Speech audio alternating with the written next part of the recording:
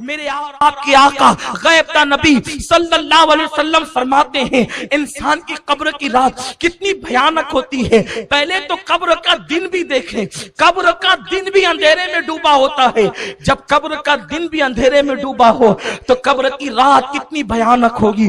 اس رات میں تمہیں بھی آنا ہے، اس رات سے ہمیں بھی سامنا کرنا ہے۔ ہائے مسلمان، جس نے اپنی زندگی کے لمحے لمحے کو گناہ کے لیے وقف کر دیا، غیبت، چگلی، شراب و کباب، جوؤں کے اڈے، خدا جانے کیا کیا گناہ ہماری زندگی میں ہیں۔ میری قوم کے جوانوں، قبر کی پہلی رات کا ذرا تصور کرو جسے میرے آقا علیہ السلام نے بیان کیا ہے۔ محلے میں مہلت ملتی ہے تو تم کوڑیاں لے کر کے بیٹھتے ہو، تاش کے پتے لے کر کے بیٹھتے ہو، تین پتی کا گیم لے کر کے بیٹھتے ہو۔ اللہ نے تمہیں اس لیے پیدا نہ کیا، خدا نے تو تمہیں قبر کو سنوارنے کے لیے، قبر کو جنت کے باغوں میں سے ایک باغ بنانے کے لیے پیدا کیا ہے۔ آقا علیہ السلام فرماتے ہیں قبر کی پہلی رات ایسی دردناک ہوتی ہے کہ مردے کو قبر چاروں طرف سے یوں دباتی ہے کہ اس کی پسلیاں ایک دوسرے میں مل جاتی۔ اور میرے آقا صلی اللہ علیہ وسلم نے صحابہ کو تصور دلانے کے لیے فرمایا، اپنے دونوں مبارک ہاتھوں کو یوں لیا اور فرمایا کہ جب قبر انسان کو دباتی ہے تو اس کی دونوں پسلیاں یوں آپس میں مل جاتی ہے۔ پسلی پر تھوڑی سی مار لگتی ہے تو ہم بے چین ہو جاتے ہیں۔ اے میری قوم کے جوانوں، گناہ کرنے والوں، اللہ کو ناراض کرنے والوں، رب کو غضب کی دعوت دینے والوں، ذرا سوچو اگر صرف قبر کا دبانا ہی ہوتا اندر تو یہی عذاب ہمارے لیے کافی تھا۔ قبر دباتی ہے اور پسلیاں ایک دوسرے میں آپس میں مل جاتی ہیں۔ بیٹوں کا حال کیا ہے؟ بیٹیوں کا حال کیا ہے؟ کائنات میں سب سے زیادہ اگر کوئی کسی سے پیار کرتا ہے تو ماں اپنی اولاد سے پیار کرتی۔ جب بیٹے کو دفن کر دیا جاتا ہے تو بھی ماں اپنے پلوں سے آنسو پوچھتی ہے، لیکن جب بھاتی کا لقمے سامنے آتے ہیں تو وہ بھی 2 لمحے کے لیے اپنے مرحوم بیٹے کو بھول جاتی۔ لوگ تمہاری بھاتی کھا رہے ہوتے ہیں اور ادھر مردے کو قبر دبا رہی ہوتی ہے۔ قبر کو، آخرت کو بھول کر اپنی طبیعت کے مطابق زندگی گزارنے والوں، ذرا بتاؤ قبر کی اس تاریک وادی میں کون کام آئے گا؟ میرے آقا صلی اللہ علیہ وسلم فرماتے ہیں انسان کے مختلف دوست ہیں۔ انسان کا دوست مال ہے، انسان کے دوست اولاد ہیں، انسان کے دوست احباب ہیں، انسان کے دوست اعمال ہیں۔ مال کا حال تو یہ جیسے روح جسم سے نکلی ویسے ہی مال پرایا ہو گیا، وارثوں کا ہو گیا۔ دوستوں کا حال یہ قبر تک لایا اور چھوڑ کر کے ایسے چلے گئے جیسے پہچانتے ہی نہ تھے۔ لیکن اعمال انسان کی قبر تک جاتے ہیں۔ ہائے مسلمان، تو نے ان لوگوں سے دل لگایا، پہلے تو اس مال سے دل لگایا کہ جو قبر تک بھی نہ آنے والا تھا، ان احباب سے دل لگایا جو قبر میں چھوڑ کر چلے جانے والے تھے۔ اس اعمال پر تو نے محنت کیا کی، اس اعمال کے لیے تو نے کوشش کیا کی۔ مسجد میں آتا نہیں تھا اور آتا تھا تو حال یہ کہ ایسا لگے جیسے کوئی ڈنڈے برسا رہا ہو اور تو بھاگ جاتا تھا۔ جمعہ کے دن بھی آخر میں آ کر کے 2 رکعت پڑھ کر کے بھاگ جانے والوں، میرے آقا علیہ السلام فرماتے قبر دباتی ہے، پسلیاں دونوں ایک دوسرے میں مل جاتی ہیں۔ وہ منزل سے گزرنا ہے، تصور کرو۔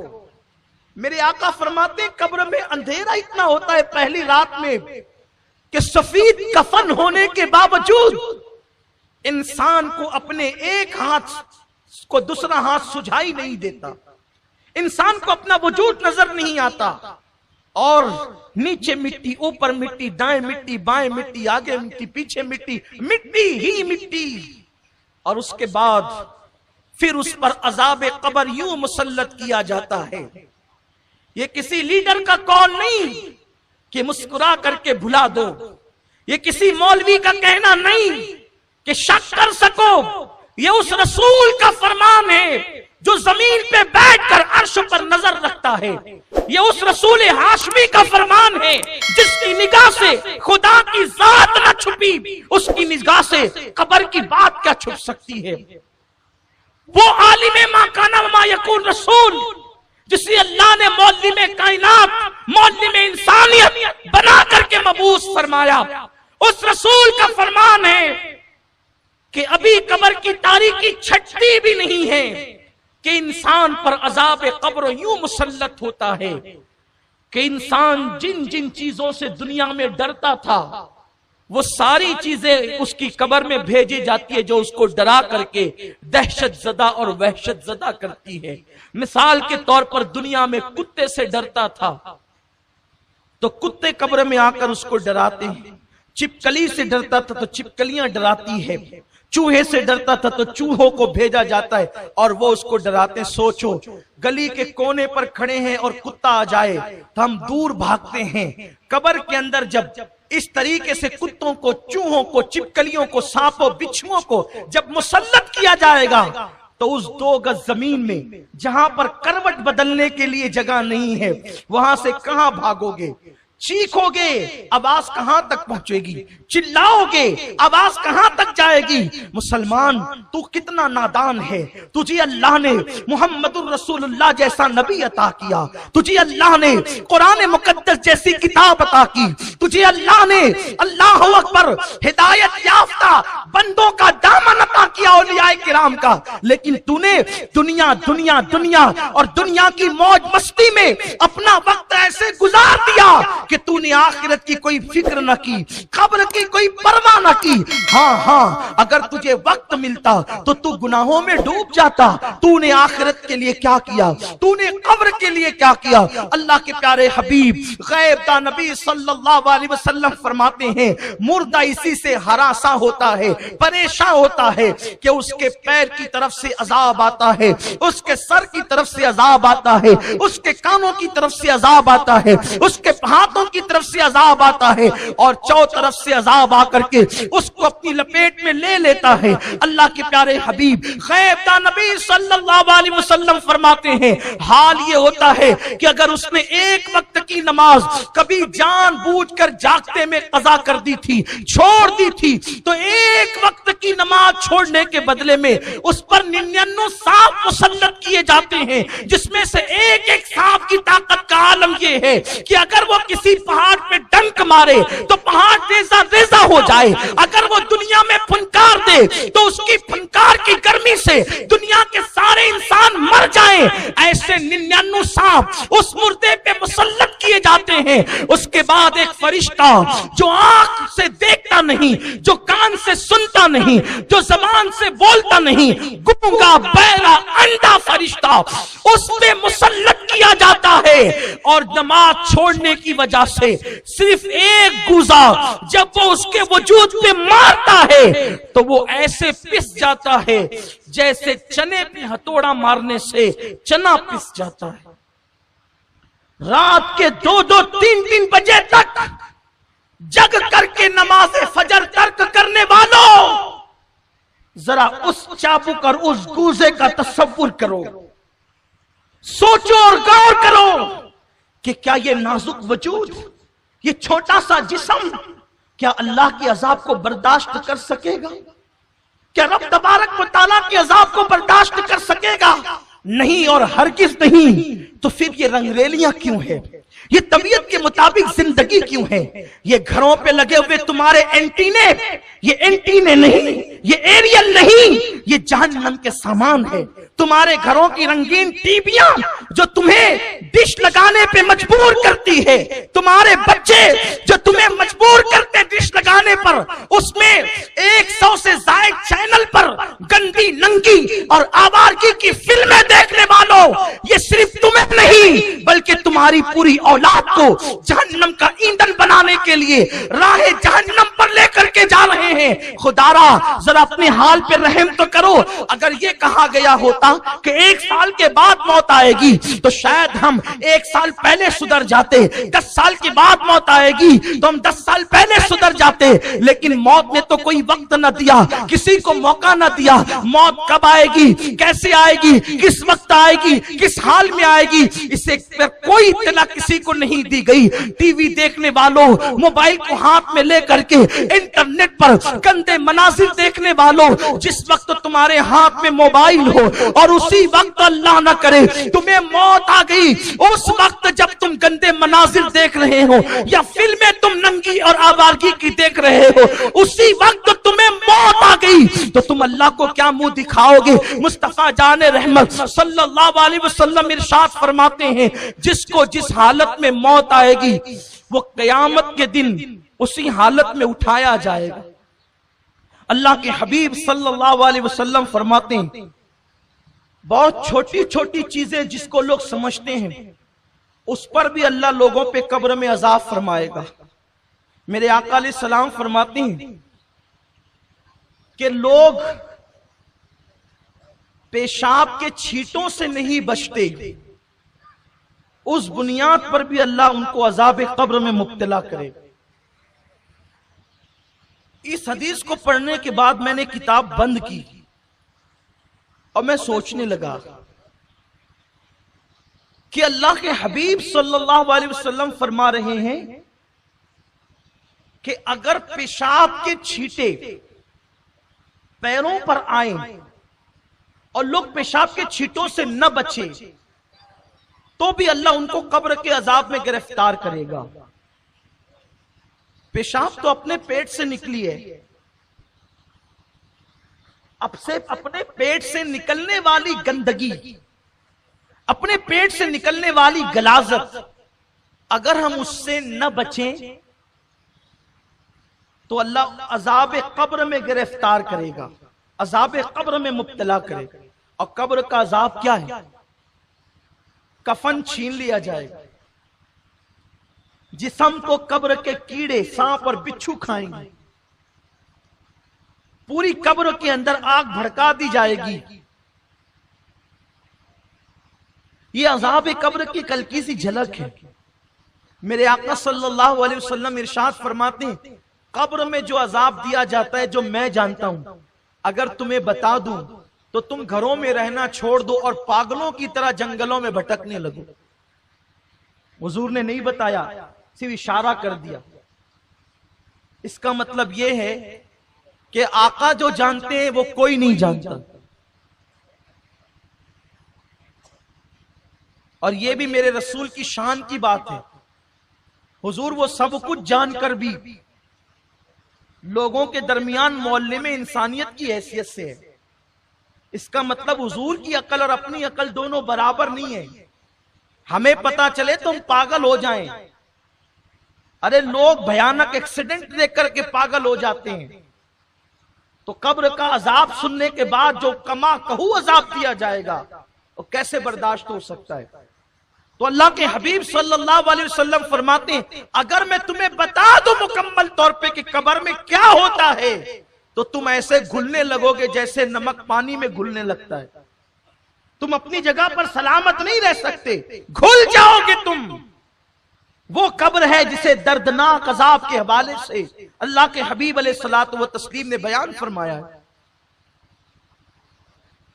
تو ایک معمولی سا عمل جس کو ہم کہتے ہیں پیشاب کے چھینٹوں سے نہ بچنا, یعنی کھڑے کھڑے کچھ لوگ پیشاب کرتے ہیں تو پیر پہ چھینٹے آتے ہیں, کچھ لوگ بیٹھ کر بھی بے احتیاطی سے کرتے ہیں تو بھی پیشاب کے چھینٹے آتے ہیں. وہ پیشاب کے چھینٹوں سے نہ بچو تو بھی انسان عذاب قبر میں گرفتار ہوگا. حیرت ہے جتنا زیادہ ناپاک پیشاب ہے اس سے زیادہ ناپاک گناہ ہے. گناہ اور پیشاب کی ناپاکی میں زمین آسمان سے بڑا فرق ہے. کیونکہ پیشاب اگر کہیں لگ گیا پانی ڈال دو تو پیر پاک ہو جائے گا, بدن پاک ہو جائے گا.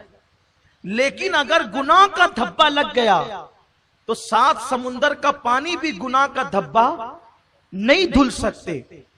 تو پیشاب اگر ناپاک چیز پیر پہ لگ جائے اڑ کر کے اور کوئی اس سے نہ بچے، احتیاط نہ کرے، تو اللہ عذاب قبر میں گرفتار کرے گا۔ تو اس سے زیادہ ناپاک تو گناہ ہے۔ وہ کوئی گناہ میں ڈوبا رہے، اور وہ بھی وہ گناہ نمازوں کا ترک کرنا، جوا کھیلنا، تاش کے پتے کھیلنا، محلے کی لڑکیوں پہ بد نظری کرنا، پڑوسیوں کے حقوق دبانا، غصب کرنا، ایک دوسرے کے حقوق ادا نہ کرنا، ماں باپ پہ ظلم کرنا، ماں باپ پہ زیادتی کرنا، بیوی پہ ظلم کرنا، بیوی پہ زیادتی کرنا، اولاد کا حق ادا نہ کرنا، کتنے بڑے بڑے جرائم ہیں۔ اس سے بچنے کی کیا صورت ہے؟ اور ایک اہم بات، پیشاب اپنے پیٹ کی غلاظت ہے، وہ نکلی اور پیر پہ پڑی اور ہم اس سے نہ بچے تو عذاب قبر میں گرفتار ہوں گے۔ اور جتنی زیادہ ناپاک پیشاب ہے اتنا ہی ناپاک شراب بھی ہے، دونوں کی ناپاکی برابر برابر، یعنی کہ پیشاب کا پینا اور شراب کا پینا دونوں ایک ہے۔ یہ میں کوئی لطیفہ نہیں کہہ رہا ہوں، میں آپ کے سامنے اس کی شرعی حیثیت بیان کر رہا ہوں کہ شراب اسلام میں اتنی ہی ناپاک مانی گئی ہے جتنا کہ پیشاب ناپاک ہے۔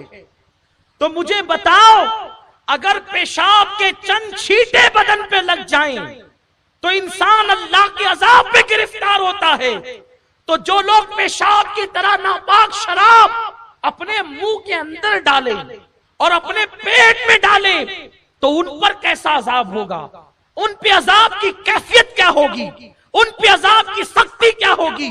میرے آقا صلی اللہ علیہ وسلم کے دیوانوں، آیت مبارکہ کا آخری ٹکڑا، اب میں اس پہ نہیں پہنچ سکوں گا، بس ایک بات عرض کر کے اپنی گفتگو مکمل کروں، شاید کسی کی زندگی میں انقلاب پیدا ہو جائے۔ خدا کے لیے اپنی قبر کی تیاری کرو، قبر میں کسی نے نہیں آنا،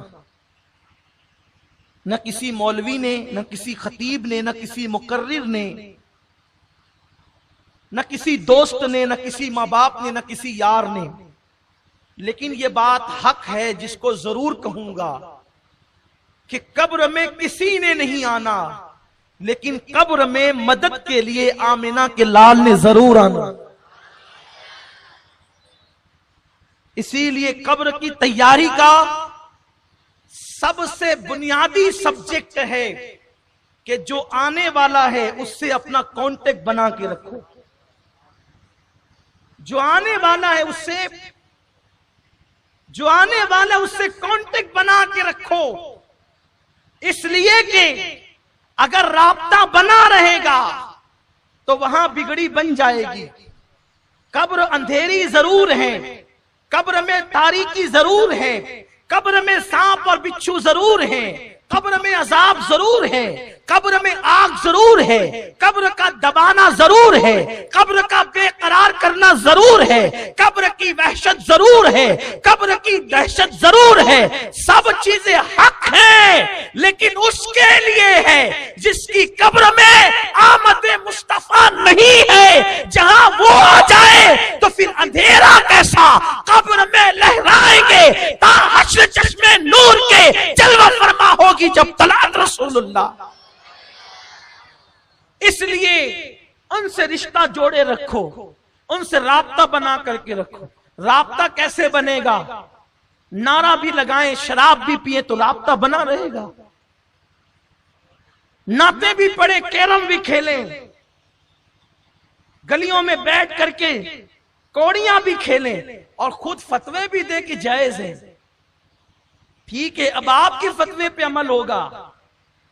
اللہ کے حبیب صلی اللہ علیہ وسلم فرماتے ہیں ایک زمانہ ایسا آئے گا قریب قیامت کہ جاہل لوگ فتویٰ دیں گے اور وہ خود بھی گمراہ ہوں گے اور دوسروں کو بھی گمراہ کریں گے۔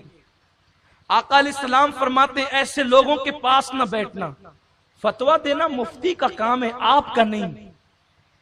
لیکن میں سمجھتا ہوں بیچارے مفتی صاحبان تو فتویٰ بہت کم دیتے ہیں، ہوٹلوں پہ بیٹھے ہوئے ہماری عوام فتوے زیادہ دیتی ہے، اور وہ بھی بدعت اور شرک کے فتوے سے کم تو کوئی فتویٰ ہے ہی نہیں۔ اور اس بیچارے سے پوچھو بھیا احسان کر ذرا بتا کہ بدعت کی تعریف کیا ہے، وہ بتا بھی نہیں سکے گا، بلکہ بدعت کا مخرج نہیں بتا سکتا، اور وہ بدعت کا فتویٰ دیتا ہے، بلکہ بیچارہ بدعت کو بدعت کہتا ہے، یعنی اسے الفاظ کا تلفظ نہیں پتا، اتنا جاہل ہے، اور اتنا جاہل ہے کہ اس سے کہو کہ تو جاہل ہو کے فتویٰ دیتا ہے تو پلٹ کے کہتا ہے میں اتنا بھی جاہل تھوڑی ہوں، یعنی کہ اس جاہل کو ابھی جاہل کے تلفظ نہیں یاد نہیں ہے، اور وہ فتویٰ شرک اور بدعت سے کم کا دینے تیار نہیں، کس پر؟ وہ بھی جو چیزیں قرآن اور حدیث سے ثابت ہے اس پر فتویٰ، کھڑے ہو کے سلام پڑھنا بدعت، فاتحہ دینا شرک، کہ یہ کام آپ کا ہے ہی نہیں میرے بھائی، تو عوام میں سے ہے، اپنی اوقات میں رہے۔ لوگوں نے تختہ مشق اگر کسی کو سمجھائے تو شریعت کو سمجھائے۔ ہر عوام میں کرسی پہ بیٹھنے والا کلینک کھول کے بیٹھتا ہے کہ چلو آج ہوٹل پہ بیٹھ کر کے ایک چائے پیئیں گے اور ساتھ ہی کسی ڈاکٹر کی بیگ بھی لے کے بیٹھیں گے، جو آتا جائے سوئی لگاتے جاؤ، انجیکشن لگاتے جاؤ، ٹیبلٹ لیتے جاؤ۔ نہیں ہوگا ایسا، ہو سکتا ہے، ہنسنے کی بات نہیں، ذرا غور کریں، ہو سکتا ہے، نہیں ہو سکتا، لیکن جب کہ کوئی غیر ڈاکٹر اگر سوئی لگا دے تو بولو خطرہ کسے ہے؟ بولو جان کو خطرہ ہے۔ غیر ڈاکٹر ٹیبلٹ دے دے، خطرہ کسے ہے؟ بولو جان کو ہے۔ تو جاہل لوگ ہوٹل پہ بیٹھ کر ڈاکٹر کا کام نہیں کرتے، جاہل لوگ ہوٹل کی کرسی پہ بیٹھ کے وکیل کا کام نہیں کرتے، پھر جاہل لوگ ہوٹل پہ بیٹھ کے مفتی کا کام کیوں کرتے ہیں؟ اگر جاہل ہوٹل پر بیٹھ کر کے ڈاکٹر کا کام کریں تو جانوں کو خطرہ ہو جائے، اور جاہل لوگ ہوٹلوں پہ بیٹھ کر مفتیوں کا کام کرے تو پھر جان کو نہیں ایمان کو خطرہ ہو جائے۔